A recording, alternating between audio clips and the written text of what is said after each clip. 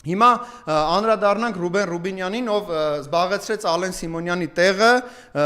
մի ժամանակ ընկերություն էին անում, հիմա չգիտեմ ընկերությունը շարունակվում է թե ոչ, բայց ունենք իրավիճակ, որտեղ Ռուբեն Ռուբինյանին բնականաբար ինչ որ փակ քվեարկության, որտեղ որ ես չգիտեմ մասնակցել են միայն հայեր, թե Թուրքիայից եկել են պատվիրակներ, ովքեր որ քվեարկել են Ռուբեն Ռուբինյանի օգտին, դեռ այդ ամեն ինչը չգիտենք, այն փուլում է, որ անորոշ է ամեն ինչ, բայց այնուամենայնիվ գիտենք, որ ՔԼՉ շնորհավորել է, այսինքն տեսեք,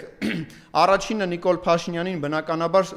իր Ադրբեջան-Թուրքիա տանդեմի ներկայացուցիչներն են շնորհավորում, հետո Ռուբինյանին ՔԼՉ-ն է շնորհավորում, հասկանում եք Հայաստանի Հանրապետությունում ձևավորվել է իշխանություն, դե բնականաբար ես չեմ ընդունում, որ ձևավորվել է իշխանություն, որտեղ որ դեռ ընդդիմությունը ասելիք ունի բնականաբար, բայց այնուամենայնիվ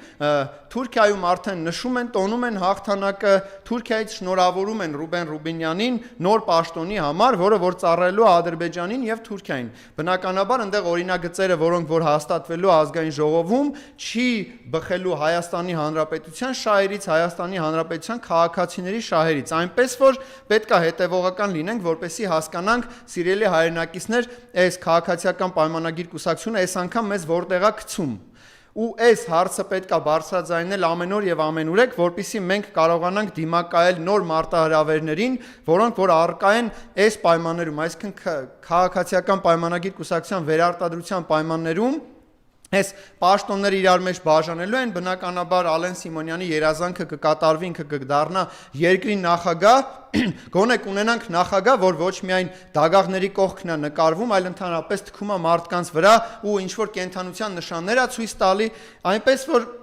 մի նախագահ կփոխարինվի մյուսով, մի ազգային ժողովի նախագահ կփոխարինվի մյուսով, բայց այնուամենայնիվ հայ ժողովուրդը իր վշտի, իր ցավերի հետ ու իր խնդիրների հետ կմնա մենակ եւս 5 տարի։ Ես փորձում եմ լավատես լինել, որ այս իշխանությունները չեն ձգի 5 տարի, բայց այնուամենայնիվ ունենք իրավիճակ, որտեղ որ պետք է մենք այս իրականության հետ փորձենք ոչ թե հաշտ լինենք, այլ հաշվի նստենք։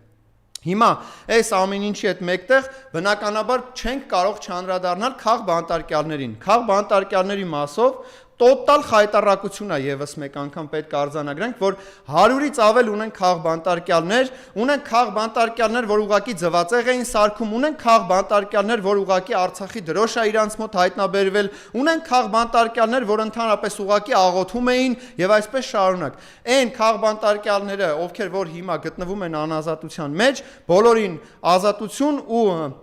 պետք է նաեւ անդրադառնամ